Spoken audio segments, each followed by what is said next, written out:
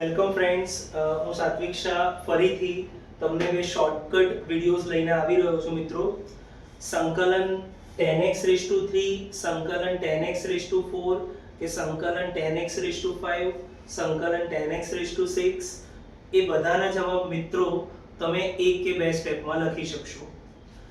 આ સંકલન 10x અને સંકલન 10x4 એ બંનેના જવાબ મિત્રો મેં એક જ સ્ટેપમાં લખ્યા છે. તો ડાયરેક્ટલી આ જવાબ એક જ સ્ટેપમાં કેવી રીતે આવી ગયો અને જેના માટે તમારે મિનિમમ 5 થી 6 સ્ટેપ લખવા પડે છે અથવા એક પેજ બગાડવું પડે છે મિત્રો, એનો જવાબ આ એક જ સ્ટેપની શોર્ટકટમાં કઈ રીતે મળ્યો એના માટે ફરી એકવાર ન્યૂટન પોલી રિડક્શન ફોર્મ્યુલા એની શોર્ટકટ મેથડ તમને દર્શાવી રહ્યો છું મિત્રો. તો ફરી એકવાર મિત્રો, આવા કોઈ પણ પ્રકારના દાખલા 10xn કે cot x(n) પ્રકારના પ્રમાણિત સંકલિત સ્વરૂપે હોય તો એનો ડાયરેક્ટ જવાબ કેવી રીતે લખવો, સીધી એની એક જ સ્ટેપની શોર્ટકટ મિત્રો. સંકલન ઓફ 10xn મિત્રો, આનો સીધો જ જવાબ 10xn-1 upon n-1 minus in-2 plus c. ફરીથી મિત્રો, જે મેં તમને પહેલા પણ બે વિડીયોમાં સમજાવ્યું હતું, બે મૂલ્યો ફક્ત યાદ રાખો મિત્રો. I0 એટલે કે 1 નું સંકલન x અને મિત્રો I1 એટલે 10x નું સંકલન log mod sec x. બસ આ બે મૂલ્યો યાદ હોય મિત્રો તો આ બંને જવાબ મેં લખ્યા છે એ તમે આ શોર્ટકટ પ્રમાણે વેરીફાઈ કરી શકો.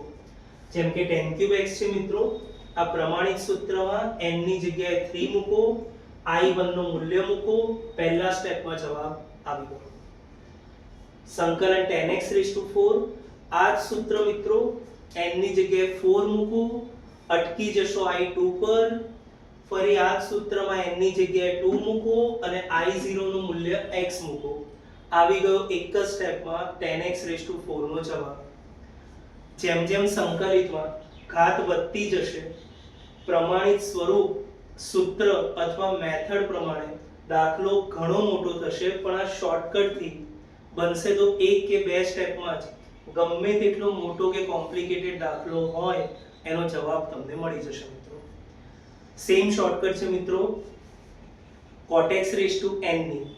cot x(4), cot x(5), cot x(6) એ બધા સંકલિતના જવાબ તમે ઈચ્છો મિત્રો તો એક જ સ્ટેપમાં લખી શકો છો. કઈ રીતે? તો એની ફરી એક શોર્ટકટ. તો મિત્રો નેક્સ્ટ શોર્ટકટ છે સંકલન ઓફ cot x(n) અને મિત્રો આનો સીધો જવાબ છે 10x(n) એના જેવો જ છે, પરંતુ મિત્રો cot વાળું પદ છે એટલે પહેલું પદ ફક્ત ઋણ ચિહ્ન સાથે આવશે. minus of cot x(n-1) upon n-1 અને minus in-2. અને મિત્રો અહીંયા પણ તમે બે મૂલ્યો યાદ રાખશો મિત્રો. કયા બે મૂલ્યો? એક I0 અને એક I1. I0 એટલે 1 નું સંકલિત જે x થશે મિત્રો, અને I1 એટલે cot x નું સંકલિત એટલે કે log mod sin x. તો મિત્રો આટલું તમને યાદ હોય સૂત્ર અને આ બે મૂલ્યો યાદ હોય તો ફરી એકવાર n ની જગ્યાએ 4 મૂકો, સંકલન cot x(4) એનો જવાબ તમને મળી જશે. અટકશો મિત્રો I2 પર.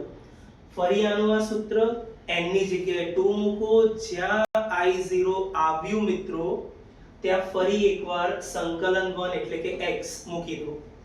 તે જ રીતે મિત્રો cot x(5) છે, આ સૂત્રમાં n ની જગ્યાએ 5 મૂકો, I3 પર અટકી જશો મિત્રો, ફરી આ જ સૂત્રમાં n ની જગ્યાએ 3 મૂકો અને જ્યાં I1 આવે ત્યાં I1 નું મૂલ્ય મૂકી દો. જેમ જેમ cot x ની ઘાત વધતી જશે આ શોર્ટકટ સૂત્ર તમને એક કે બે સ્ટેપમાં જ ગમે તેટલા જટિલ અથવા તો કોમ્પ્લિકેટેડ સંકલિતનો જવાબ આપી દેશે. જો આ બંને શોર્ટકટ પણ લાસ્ટ શોર્ટકટની જેમ તમને ગમી હોય તો આવી નવી શોર્ટકટ સાથે ફરી હું નેક્સ્ટ વિડીયોમાં આવીશ મિત્રો. અને ખરેખર આ શોર્ટકટ તમારા માટે ઉપયોગી હોય તો આગળ જરૂરિયાતમંદ સ્ટુડન્ટને ફોરવર્ડ કરજો. અમારી ચેનલને લાઈક શેર સબસ્ક્રાઇબ કરો અને નેક્સ્ટ ટાઈમ મિત્રો ફરી નવી શોર્ટકટ સાથે મળીશું. Thank you very much friends.